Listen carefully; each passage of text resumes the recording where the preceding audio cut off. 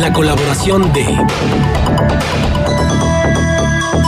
de Carlos Arredondo Cibaja, como se lo decimos. Y Carlos, qué gusto escucharte y tenerte acá, pero porque además coinciden los temas. Nos hemos ocupado la mañana de hoy precisamente de esto, de qué sigue con estos anuncios hechos el día de ayer por el presidente Andrés Manuel López Obrador en materia de educación. ¿Qué tal, Marcela? Manuel, muy buenos días al auditorio.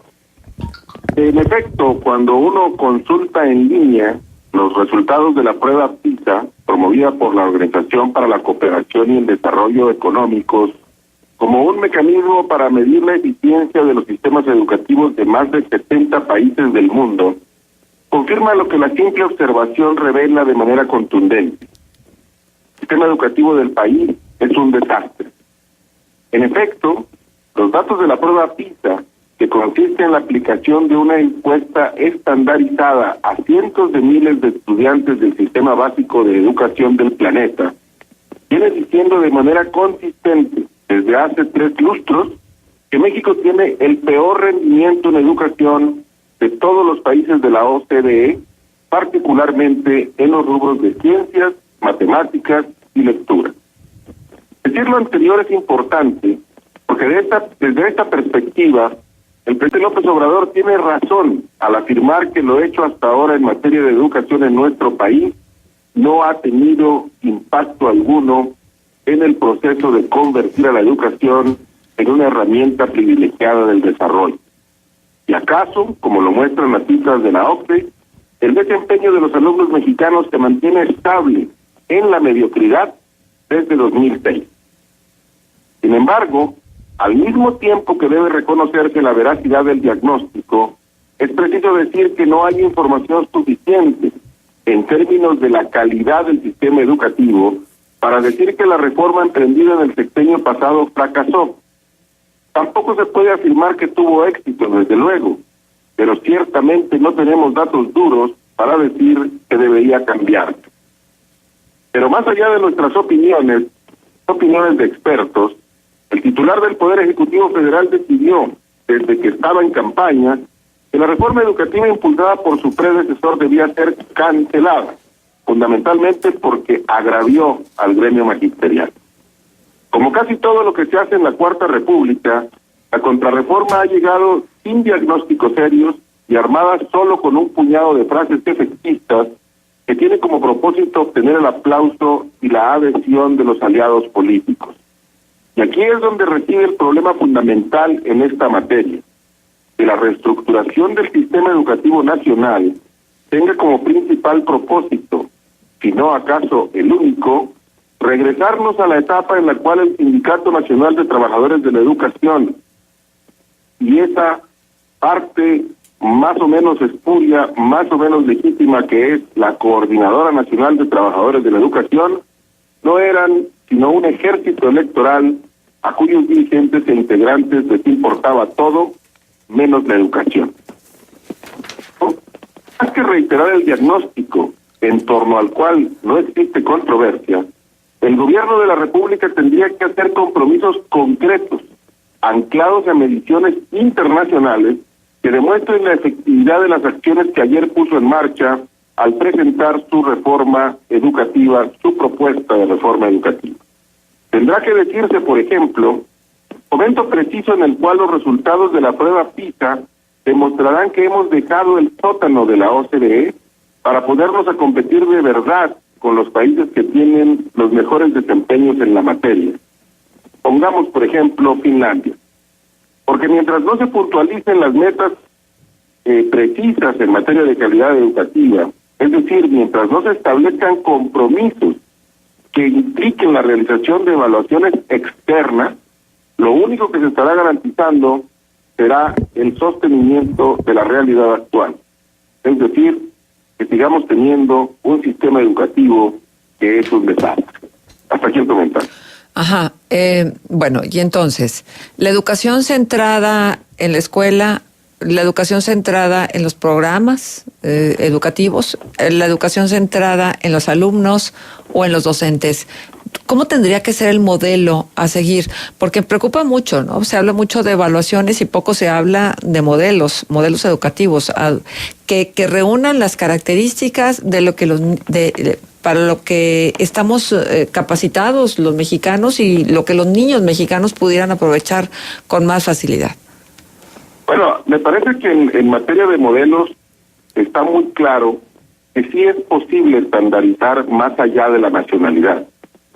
La Organización de las Naciones Unidas ha establecido una serie de parámetros que son aplicables básicamente a cualquier sistema educativo del mundo, a cualquier sociedad del planeta, porque en educación, por lo menos, existe una serie de estándares que tienen que ver con el carácter de ser humano y no tanto con la nacionalidad. Es cierto que en materia de contenidos, en materia de improntas culturales, pues allí sí hay diferencias importantes. En materia de la historia propia de cada país, hay diferencias importantes y esa es la parte que se adapta en cada país. Pero en términos de cómo se aprende, cómo se adquiere conocimiento, de cómo se desarrollan las habilidades cognitivas, de cómo los niños aprenden a aprender, en ese sentido, el estándar internacional es bastante claro. Y en esa parte, me parece,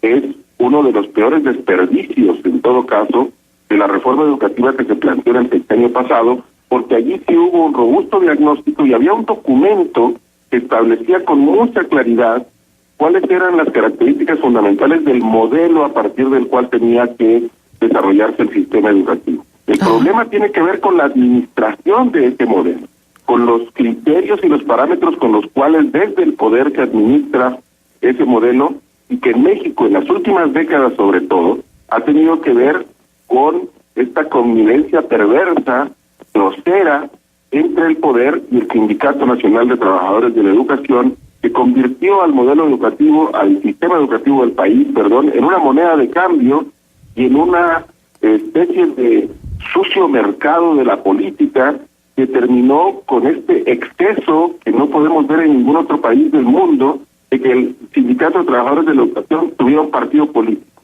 Y ese es el problema de fondo, y este es el problema que tenemos como país en materia educativa, y mucho me temo que podamos regresar a él cuando esta reforma que se está planteando, o por lo menos desde el discurso, lo único que plantea son cuestiones de carácter clientelar. Ajá.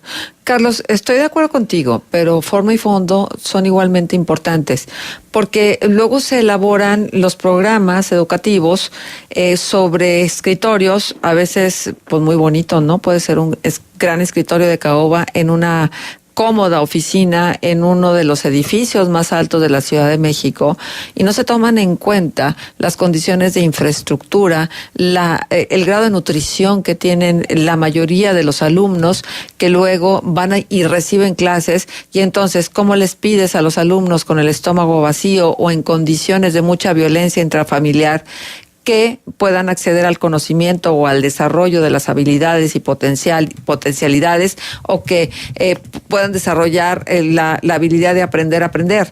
O sea, realmente me parecería poco sensible y poco ético inclusive. Sí, pero me parece que siendo realidad esto que dices, me parece que no hay que condicionar una cosa con la otra, sino que hay que separarla. La parte del modelo educativo tiene que ver con la teoría, con lo que la ciencia ha ido descubriendo, con lo que la ciencia ha ido sistematizando respecto de cuál es la fórmula, por lo menos hasta este momento, de cómo se aprende, ¿sí?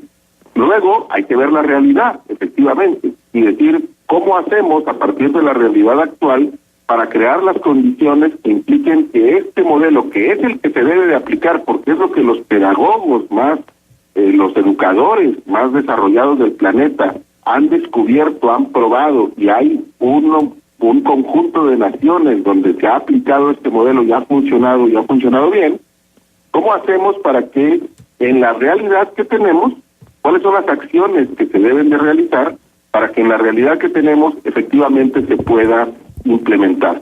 Pero creo que lo que no hay que perder de vista es que la parte del modelo, eso tiene que ver con la teoría, y Y no es política, eso no es derecho, eso es educación. Y la ciencia de la educación ha sistematizado de una manera rigurosa los elementos de la parte cognitiva del ser humano. Entonces esa parte, creo, hay que separarla de la otra. Y luego hay que hacerse cargo de la realidad, por supuesto. Esta realidad que tú acabas de plantear, que es innegable también y que hay que corregir.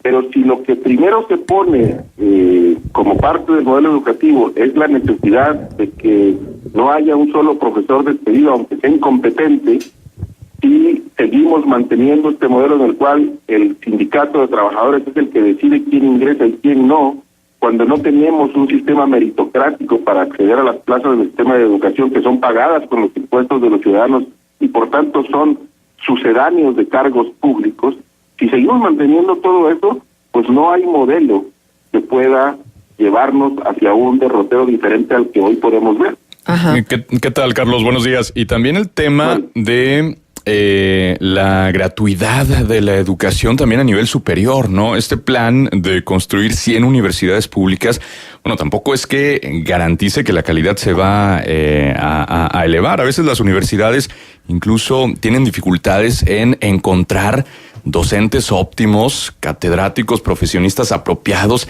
en impartir ciertas materias. Entonces también allí tendría que haber un esfuerzo de largo plazo. Bueno, es que aquí otra vez estamos frente al vicio que hemos observado en México en los últimos sexenios en materia educativa. Cada presidente quiere crear su propio sistema de educación superior para que se le recuerde, pareciera ser que esa es la intención, para que se le recuerde como el hacedor de tal o cual cosa. Y aquí han surgido las universidades tecnológicas, así han surgido los CECITEX en su momento, ¿sí? Y aquí han surgido una serie de modelos, ¿sí?, que cada presidente quiere tener su propio sistema de educación superior. Y eso, en general, yo diría, tanto la gratuidad de la educación a todos los niveles, incluida la educación universitaria, como el hecho de que se pueda universalizar el acceso a la educación superior, en teoría y en frío, me parece que está bien. Esas son buenas propuestas y buenas ideas, porque se trata de garantizar un derecho, el derecho a la educación que nos promete la Constitución y que los gobiernos en general no han sido capaces de cumplirle a los mexicanos. El problema está, otra vez, en la ruta que usan. Tenemos un conjunto de universidades públicas en el país que han adquirido experiencia, que son robustas en términos de los planes de estudio que tienen plantas docentes que necesitan inyección de recursos para modernizarse, para ponerse al día, para capacitar, para capturar mayores talentos. Y me parece que un primer paso tendría que ser fortalecer las universidades que tenemos, fortalecer el sistema educativo que ya tenemos, corregir sus vicios, introducir elementos que den mayor certidumbre respecto del uso de los recursos públicos que se les entregan y darles más recursos para que incrementen su capacidad de absorción de estudiantes que salen de la preparatoria. No proponerse crear 100 universidades más, que eventualmente será a costa del presupuesto que se destina actualmente a las universidades públicas, porque entonces lo único que vamos a hacer es hacer más grande el sistema educativo universitario, pero igualmente mediocre como es hoy. Pero además también lleno de frustraciones, ¿no? Y de profesionistas que esperaban tener acceso a la movilidad social por tener un título universitario y que el mercado laboral prácticamente los expulsa, porque a veces ni siquiera no traen las capacidades ni el desarrollo de habilidades suficientes para integrarse al mundo laboral.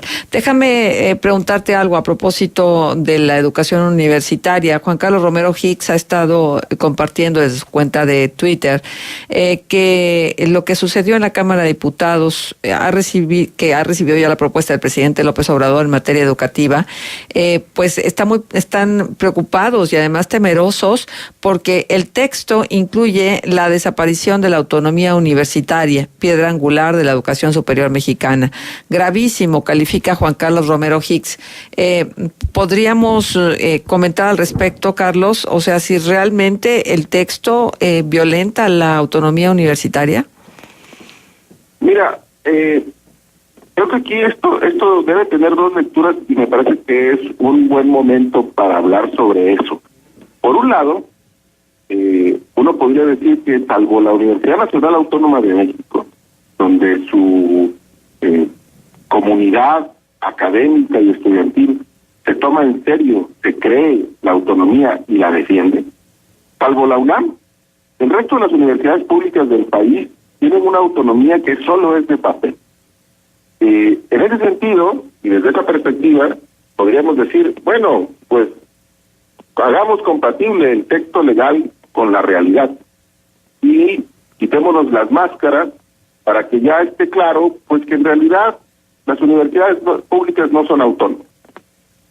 La otra lectura es que efectivamente se quiere ahora sí tener un instrumento legal para que los gobiernos de los estados, el gobierno de la República pueda, sin posibilidad de ser criticados, incidir en la vida de las universidades.